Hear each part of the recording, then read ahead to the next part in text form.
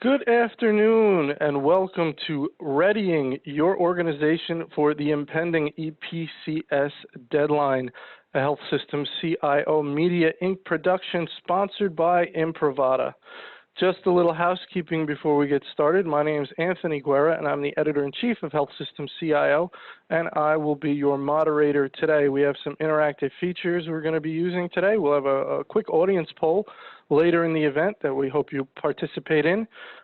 We welcome your questions and comments at any time during the event, and we'll pose the questions later in the program, but send them in as they occur to you. Certainly think this is a topic that is well suited to questions. We've got some experts here to help you.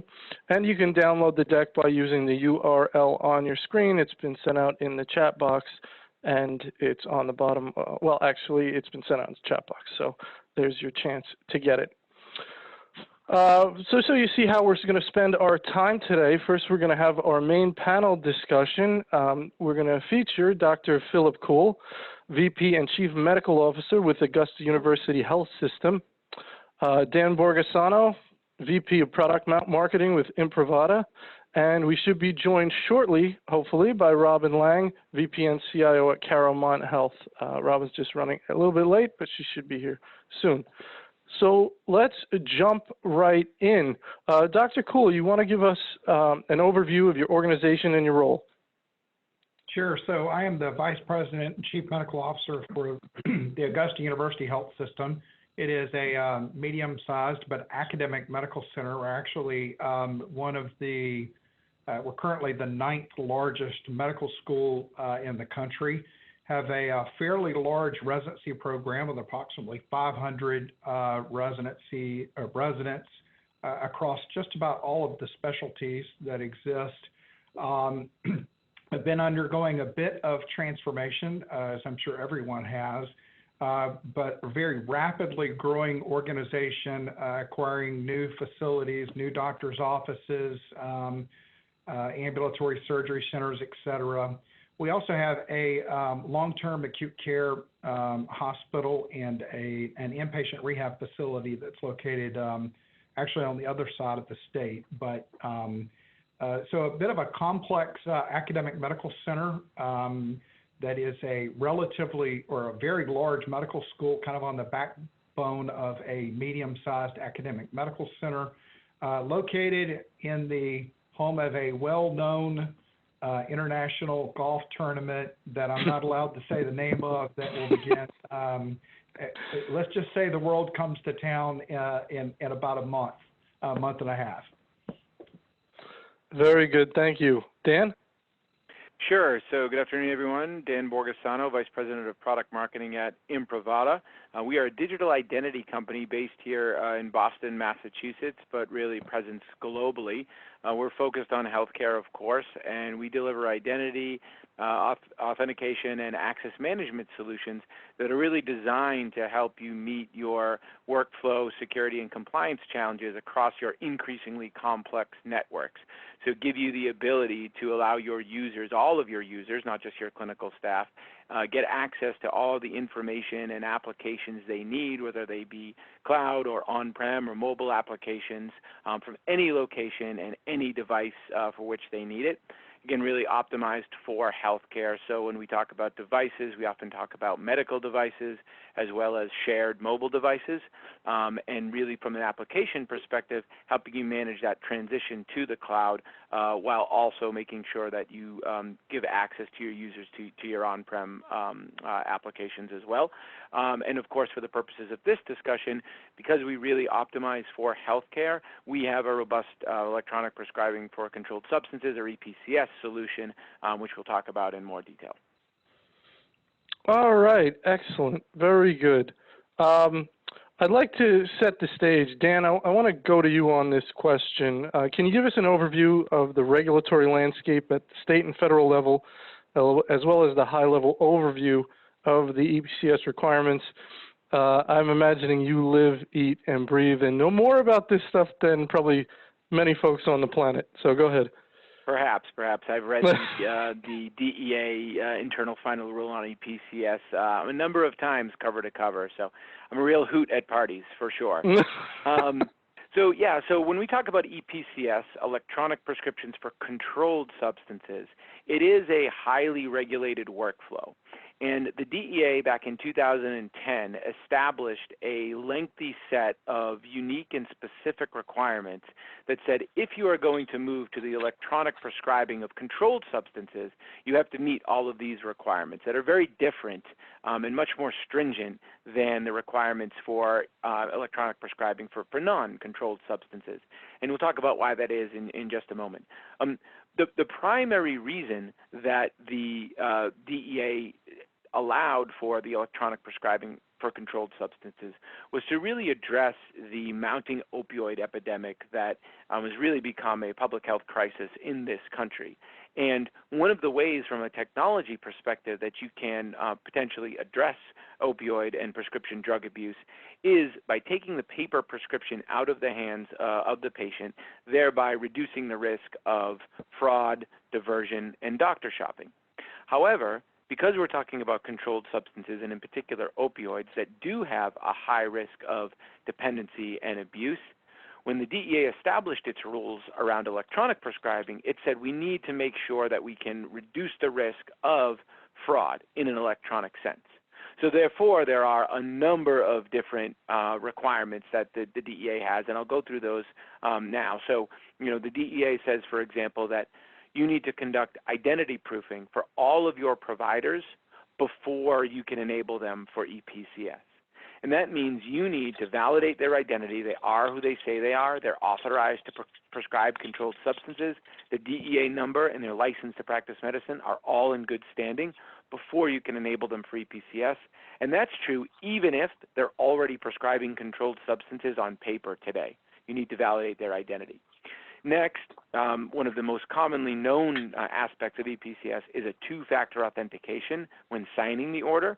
So before the provider can sign an order, send it off to the pharmacy, they need to perform two-factor authentication, a password and a token, a fingerprint biometric and a token, some combination of two factors. Now, in order to bind the identity of those providers with the two-factor authentication credential that they'll use, you have to enroll those modalities in a compliant way. So there's identity proofing, validate the identity of the providers, but then there's a credential enrollment step where, again, you'll actually bind the two-factor authentication credential to their identity. Now, when the providers use two-factor, they have to make sure that they are compliant with DEA requirements. So the DEA looks to FIPS and NIST and other government standards as the standard by which two-factor authentication can be used for EPCS. And so that means there are a limited number of options that your providers have. Now, in addition to this, a separate stream from that provider identity proofing and enrollment is what the DEA refers to as logical access control. And this is a multi-step process whereby your providers will be given permission in your application, your EHR, to actually use the EPCS workflow. But as part of that, it's a two-step process, as I said. One step is to have a set of individuals actually configure the workflow. The second step is to have other set of individuals approve those permissions. That's logical access approval. And that whole workflow and those sets of individuals need to be separate from those conducting the identity proofing. Once you've completed all that, you can then give your providers the ability to do EPCS, again, using two-factor for each transaction. And as part of the entire process, all the steps I just talked about, as well as a number of different things related to the prescription itself, transaction itself, must be monitored and reported on from an auditing perspective.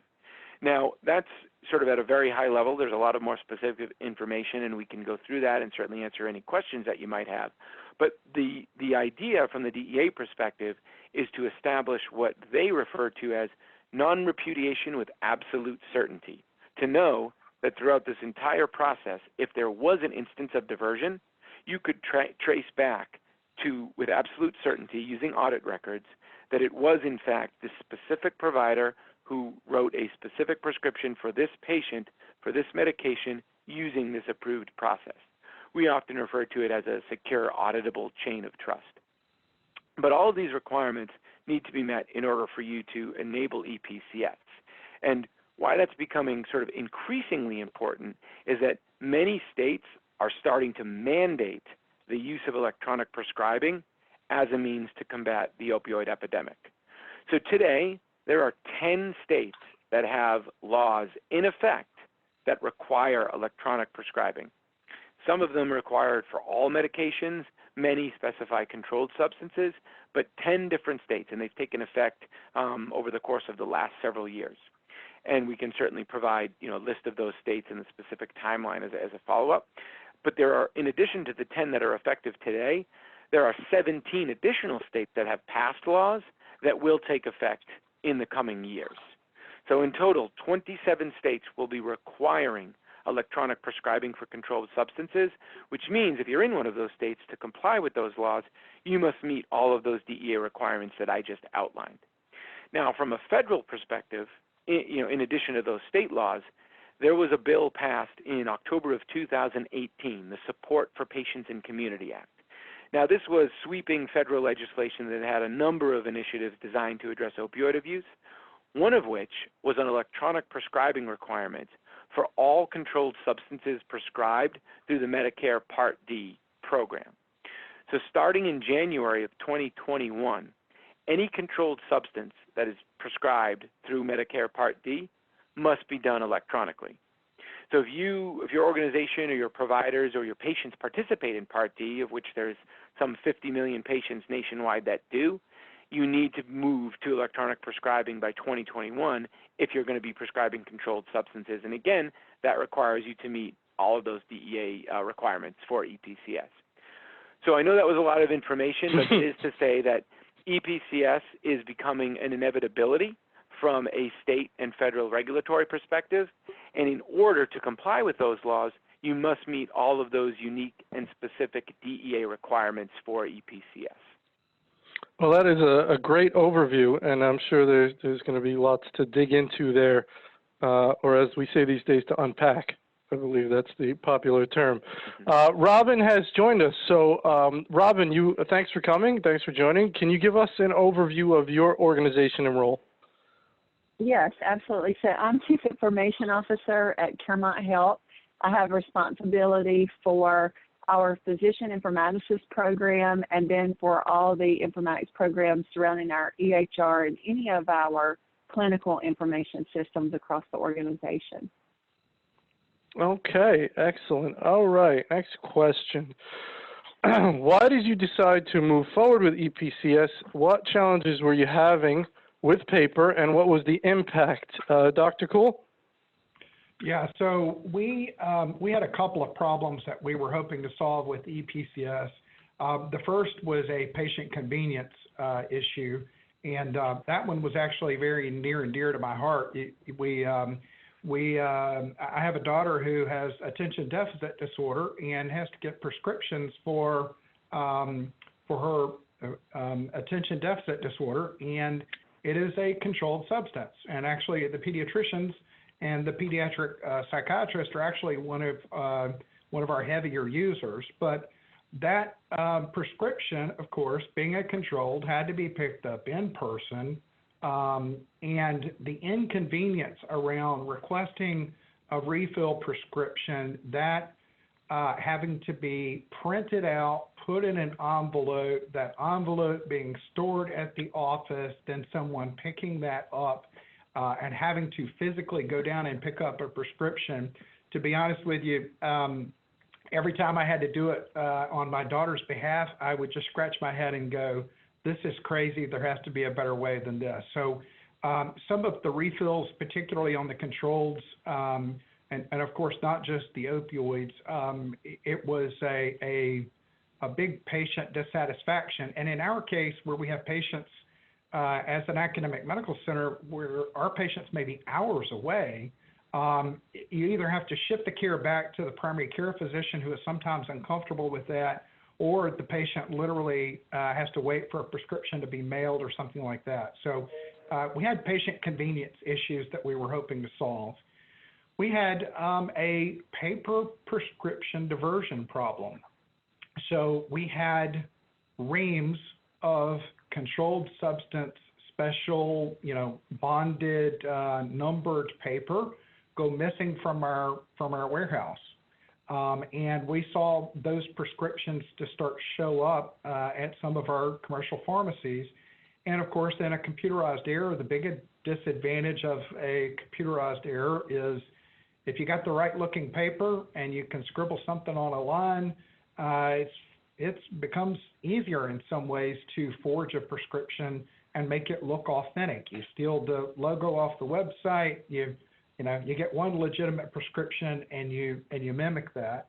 And so we had the theft of some prescription paper that caused us a lot of concern. We started seeing some of those showing up as fraudulent prescriptions in the retail setting.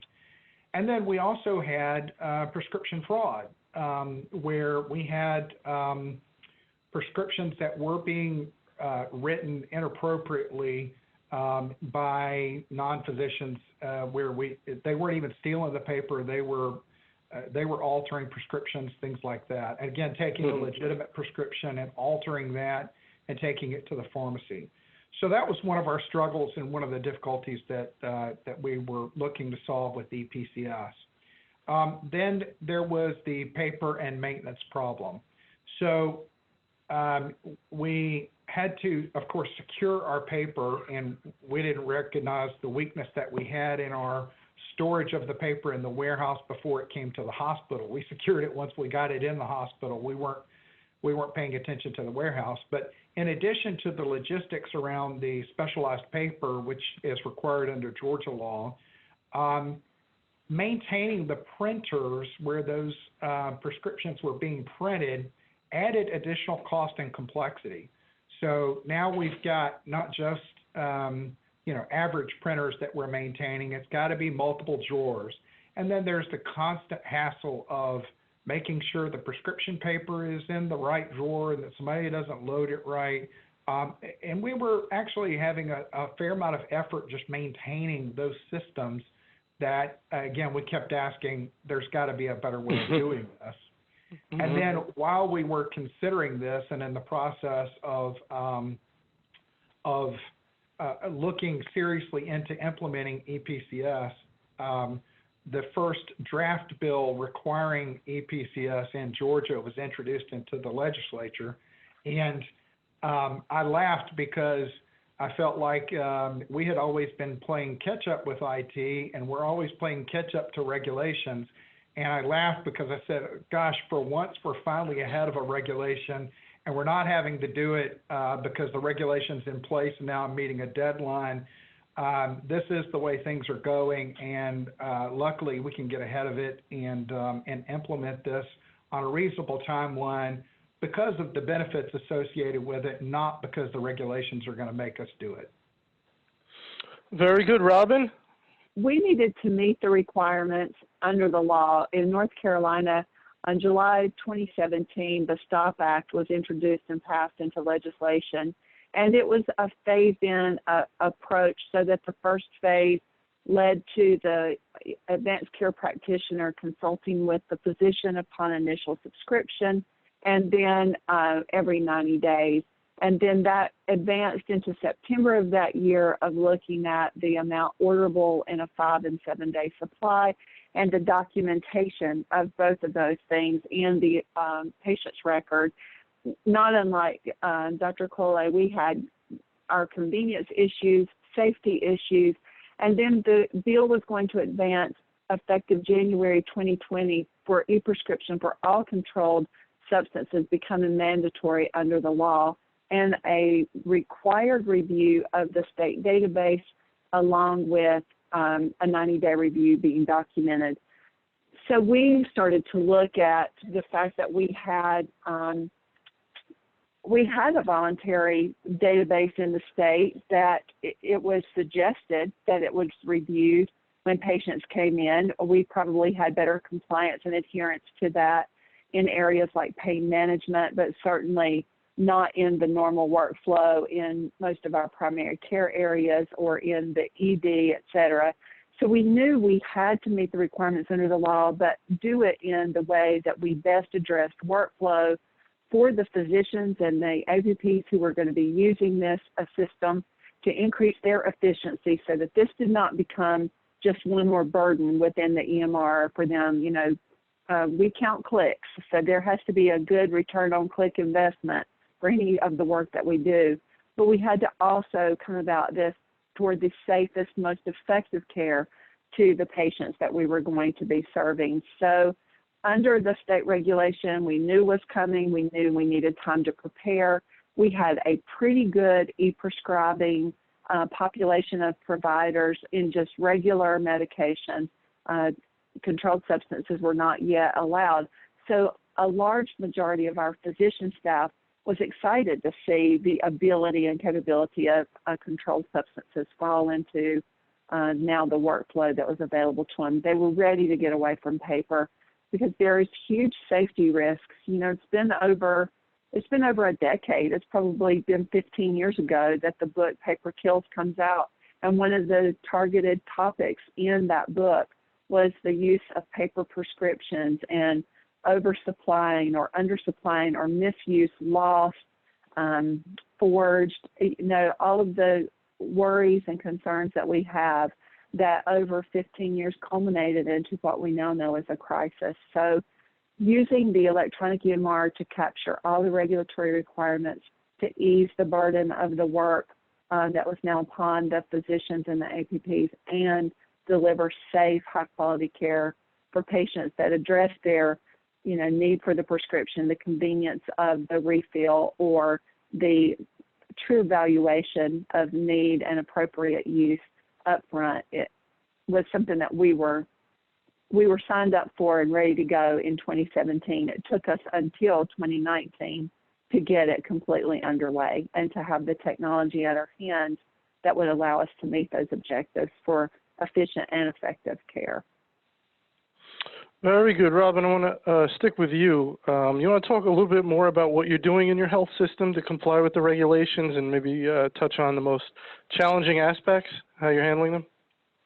Yes, absolutely. So I will say that one of the most challenging areas for us has certainly been in our emergency department.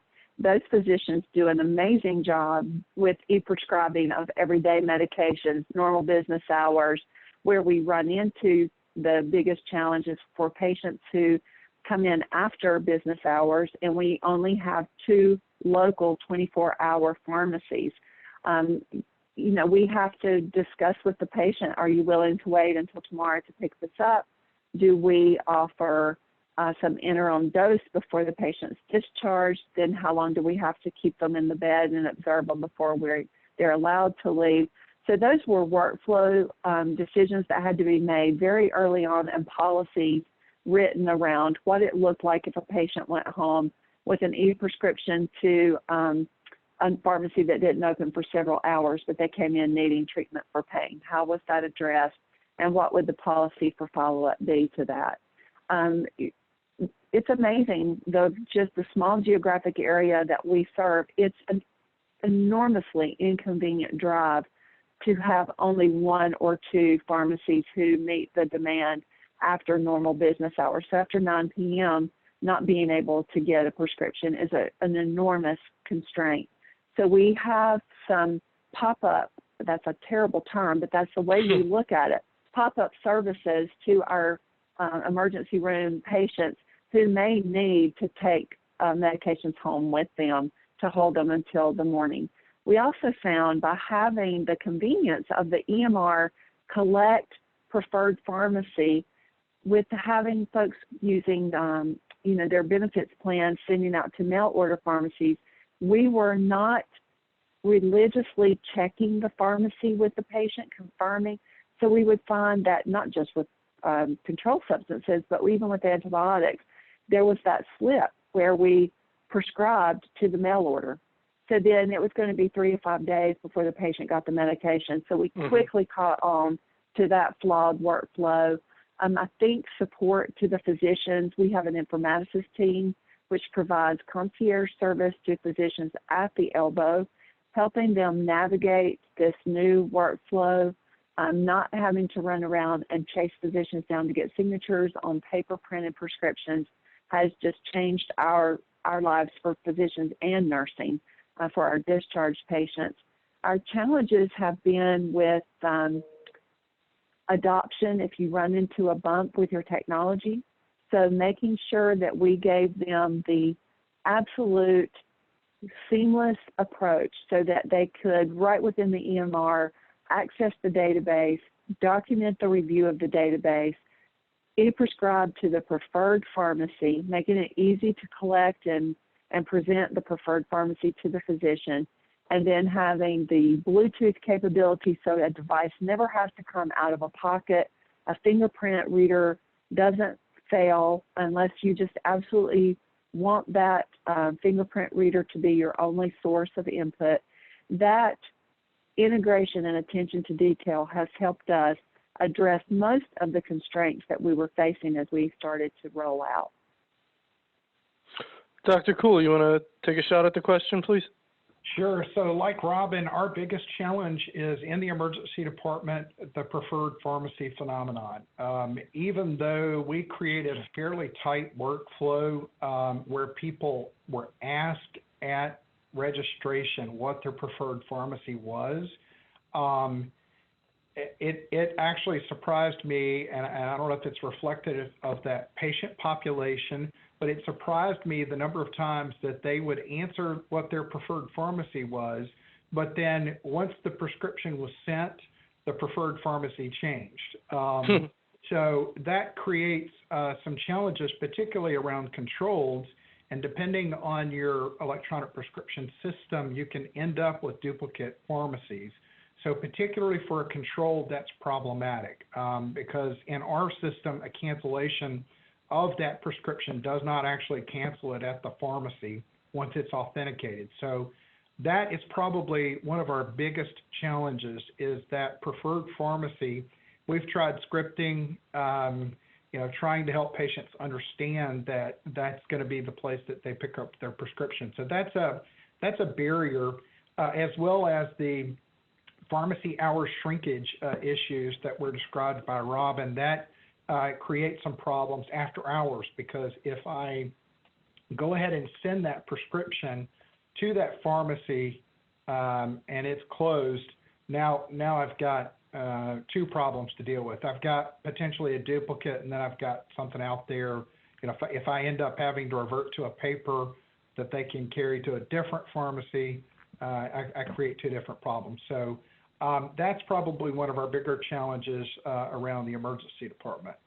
Some of the other challenges that we had, we surveyed pharmacies and we made sure that all of our pharmacies were ready to receive prescriptions. We were so proud of the work that we had done. And then when we went live, our intent was to try to take the paper away. What we very quickly discovered was that none of the federal facilities had the ability to receive the EPCS, and they had been left off our list for assessment. We figured if we were using federal standards that the VA and the Army hospital in town would be using those standards, and we kind of missed them in our assessment, and so that created a little bit of a hiccup in our initial implementation. We still have one of those facilities is still not capable of receiving an electronic prescription. And so that has provided a bit of a challenge because we have a large military population in the area. One of the other challenges that we had that I underestimated the impact of is cell phone upgrades and changes. So when people upgrade their cell phone, you've got to do a new token. And when you do that new token, the workload for the maintenance of that, what's even more deceiving for the provider is that it appears to move over and they expect it for it to function like it does for everything else. You essentially tell your iPhone, okay, so you were here, I backed it up to the cloud, I downloaded it onto my new phone here, and everything's there and it should all work. And of course, that the device security, appropriately so with EPCS, doesn't allow that, and so it causes a bit of confusion about the ability to prescribe electronically and authenticate it using the app on the phone. So that one is not one to be underestimated in your planning process, and remains. We've overcome it now. We've got a pretty smooth process for fixing that, which involves someone going out, verifying who the person is again, and then reinstalling the token. Dan, your thoughts on what you've heard identified as the main challenges? Yeah, sure. So that is, a couple of challenges that I have heard in the past, and for both Robin and Dr. Kuhl, who have been live with EPCS for some time now. They're really talking about kind of the optimization and scale and the ongoing management of their EPCS projects. And I'll kind of address those specific issues in just a sec. But certainly we know that other folks are at varying stages of their EPCS project, and there are a lot of considerations that go into sort of the initial implementation as well, and I believe we'll cover those. But on these specific optimization kind of topics, the preferred pharmacy is one that I've heard quite a bit, and hopefully there's work there that can be done kind of on the EMR side to help streamline that a little bit. On the re-enrollment of the phone, in Dr. Kuhl's case, that is also a common one. And really, what's happening there is many of organizations are using as one of the factors of authentication is the smartphone-based app, a token app, right, that can be used as one of the factors of authentication, the something you have. And that can be used in a number of different ways. But essentially what happens is when a provider gets a new phone, is essentially like them getting a new token, and that needs to be bound to their identity for the purposes of EPCS. So as I walked through, one of the requirements is before I can let you use two-factor authentication for EPCS, I need to verify your identity, and then I need to enroll that token or that method of authentication bound to your identity in an auditable way.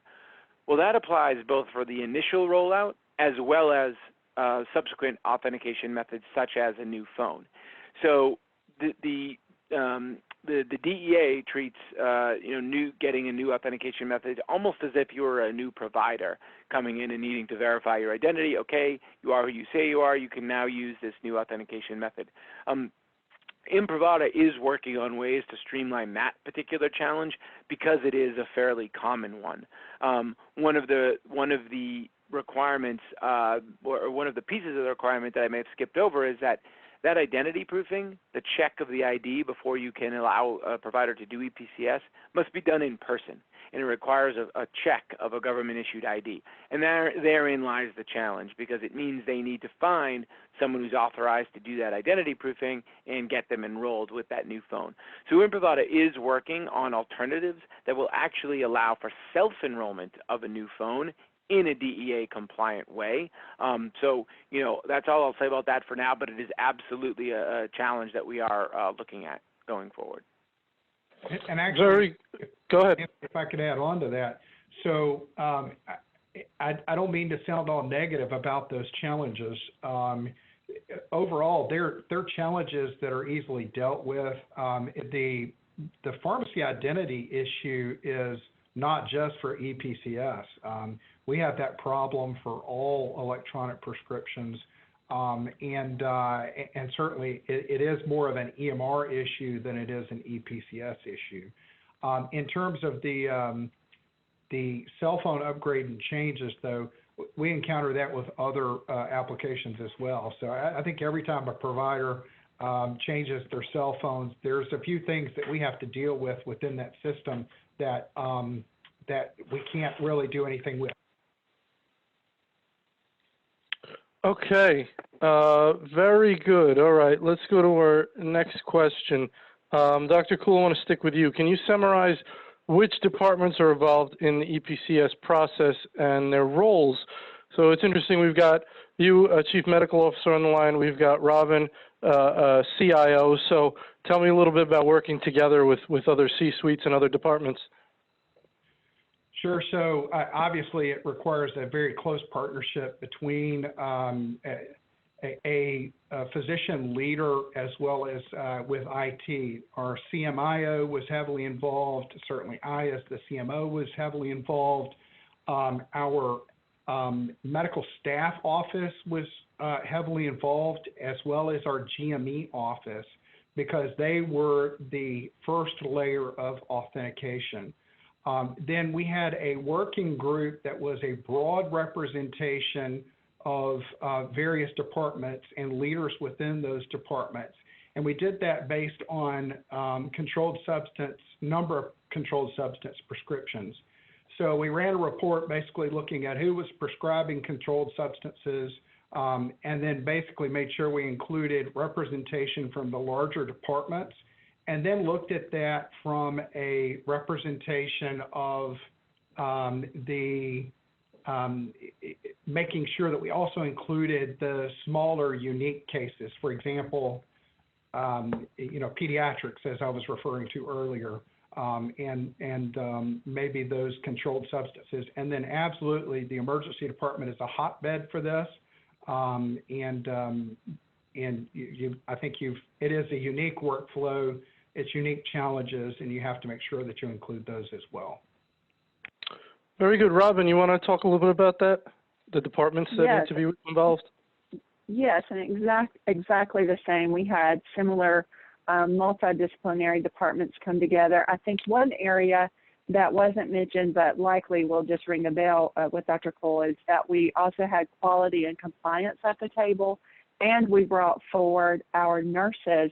Because we function under the HRO premise, we believe that the frontline staff have to be involved in any of these really large interdisciplinary committees. And let's face it, we have a concierge service with our informaticists, but there's just a few of them, and there's a whole lot of providers and APPs out there that support the patient care. But our nurses also support physicians when they're at the computer, at the elbow, going, hey, get over here, how does this fingerprint reader work?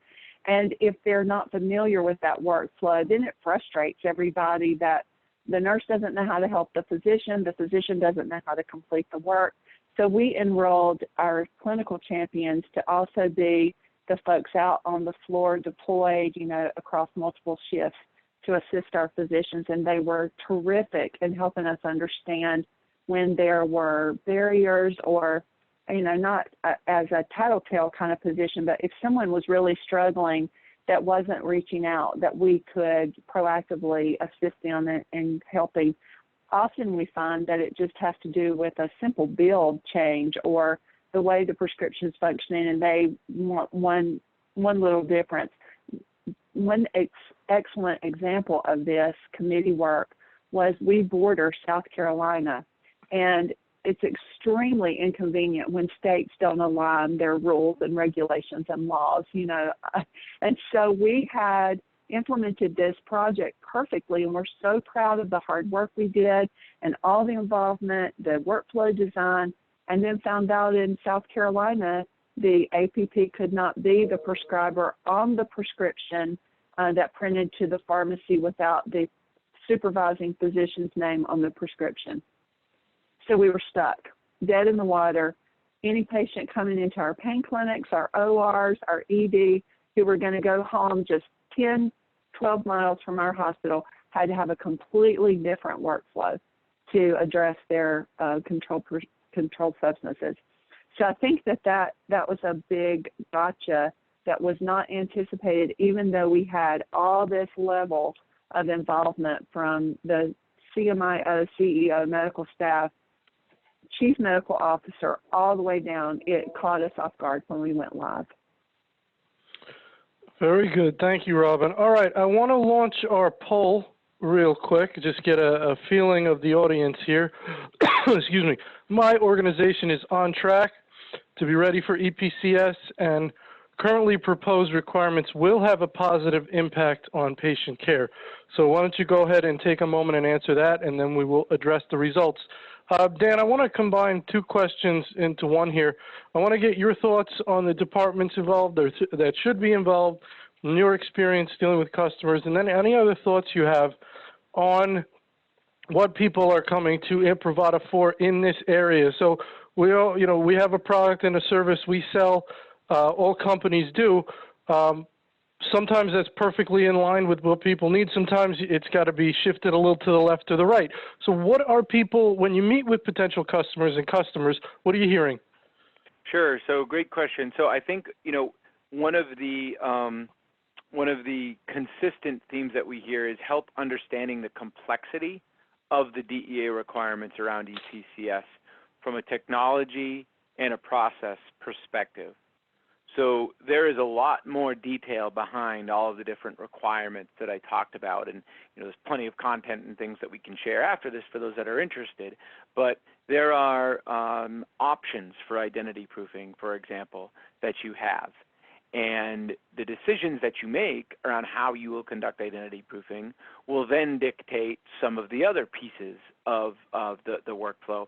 And related to the question to departments, you can hear from our other panelists, and what I see more broadly is not only does the decisions around implementing EPCS involve a large group and many different departments across the organization, but so too does the ongoing management. And so some of those decisions that you make based on those regulations and your understanding of those regulations, and really in many ways your interpretation of those regulations, will impact, again, a lot of these different technology processes and sort of ongoing management decisions. So one of the primary things that new as well as existing customers continue to come back to Imprivata with is help understanding those regulations. We've developed through years of having not only our Confirm ID product, but really working with hundreds of organizations to help them succeed with EPCS, real detailed understanding of everything that goes into a successful EPCS project.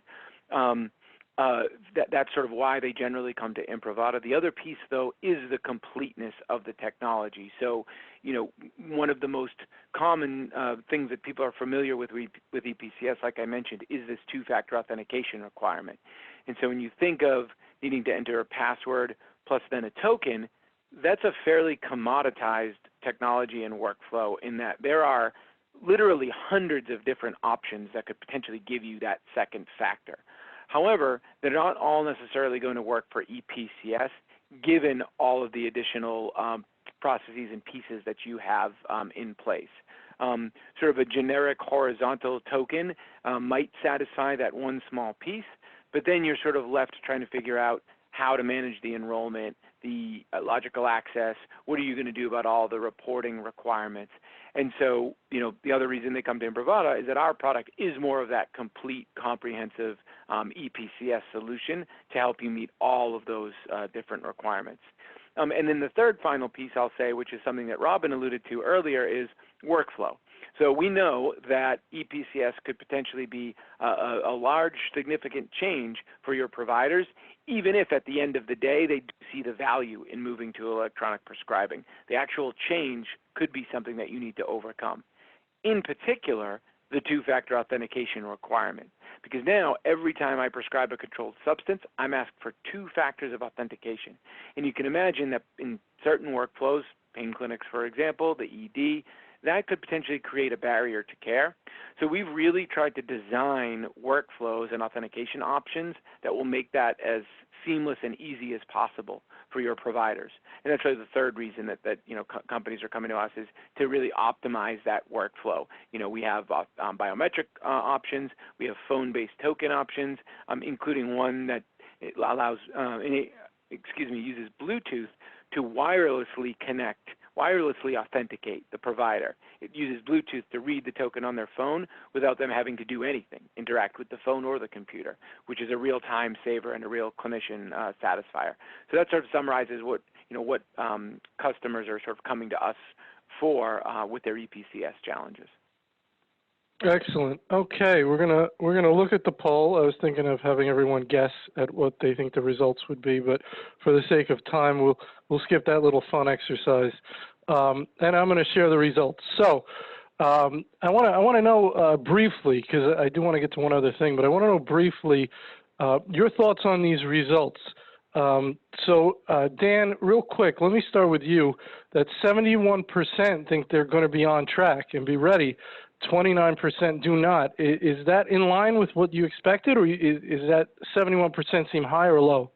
So I would say that's probably in line with what I expected. I mean, given all of the regulatory activity that's been happening at a state level, keep in mind that, if a state passes a law to require EPCS, chances are the deadline is at least a year, if not 2 years out. So there's time to sort of get ready, given all these complexities, and make those changes that are necessary. So as I said, there are 27 states that now mandate EPCS, or, those laws will go into effect in the next couple of years. Plus that federal legislation, I think, has really elevated the need to put EPCS closer to the top of your priority list. And so that really doesn't necessarily surprise me at all. And, certainly for those 29% who disagree, that could be for a varying different number of reasons, right? And certainly anyone who's in that bucket that wants to talk further about your specific issue, we're available. But that could be for any number of reasons. Yep. All right, let me get a quick reaction from Dr. Kuhl first, and then Robin on this stunning 100% think it'll have a positive impact on patient care. That's great to see. You don't see 100% on anything except sort of an election in a dictatorship. So, Dr. Kuhl, your thoughts? Yeah, I think it's obvious to people why this is a big patient satisfier. Having the prescription sent electronically, if you are in pain, and then just going to the pharmacy and picking it up without having to drop it off, sit there, wait, and or come back. Everybody just on face value recognizes that that's a benefit. Plus, any of the controls and not having to pick up a paper prescription, that doesn't surprise me at all that everybody recognizes that in an electronic era, carrying around a paper prescription is a bit archaic at this point. Robin, thoughts on that 100%? I agree with what Dr. Kuhl said. I think everybody recognizes the positive impact on patient care and are quick to go with the safety features of an electronic system. I would just throw one beware of unintended consequences there, and we talked about that a little bit as we navigated the conference today, the call today, that there are duplicates, canceled prescriptions when the printer fails and you handwrite it. Now the patient has an electronic prescription and a paper prescription. So I think that it's easy to see the positive impact, but not take your eye off of the unintended consequences of the technology. If I might just add, what is surprising is the 71% who think they're on track to go. Again, I think it's just being aware of what your numbers are if you have e-prescribing live already and you think it's going to be a no-brainer hop over to EPCS. You may be caught off guard by how many paper prescriptions are still being used out in the workforce, and what you thought was going to be a non-event, just adding on controlled substances really becomes the implementation of e-prescribing because it hasn't been adopted in the ways that you think. So you have to know yourself first, I think, before you're really ready to be on track. So, Robin, you suspect that perhaps some of those 71% are maybe not fully informed of what they're going to have to do. You think that number is a little high?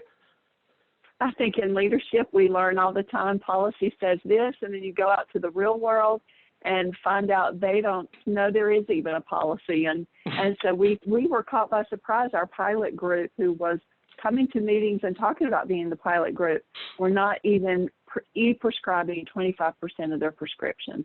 So it was an enormous learning curve for the group that we thought was going to be the leader. Very good. I'm going to push this just a little bit. I want to give Dan an opportunity to ask each of his co-panelists a question. I love this feature, so I'm going to keep you real quick. Let's see if we can keep our answers fairly short. So, Dan, go ahead. Sure. So I guess, Dr. Kuhl, I'll ask you here. For audience members who are sitting there in that 29%, they disagree. They're just starting out on kind of their EPCS journey.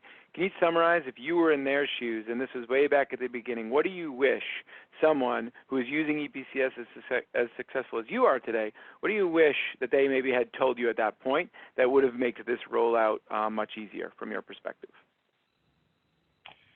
I would want to know the things that we've highlighted that were the oopses, and that's why I focused a lot on the oops component of that and things that we did not anticipate. we underestimated the cell phone upgrade issue. When we were going through the regulatory issues, we did get a lot of assistance, and we are an Imprivata customer, and we got a lot of help in understanding that helped us to outline a process that we have now hardwired, and that's great. I would say paying attention to those areas that we've said are the unanticipated consequences and the oops moments that we discovered after going live is what I would have liked to have known when we were doing this. Robin? That's a great question. And if I could suggest one thing, it's to involve your PMO, your project management office, early. Mm-hmm. This is not for the lighthearted. It's an enormous project, and it has a lot of moving pieces and parts if you're connecting your EHR, your state database. So if you have APRIS, for example, as we did, and Imprivata, you have to align that initiative, the build that has to be done to set up Imprivata, the build that has to be done to connect Epic, and then the enrollment and payment of your physicians to your state database or to APRIS. So you can easily get off track if you don't have somebody watching all those milestones. Excellent. Well, that's about all we had time for today. What an excellent conversation. Lots of detail in there. So I think it was very helpful, and I hope it was.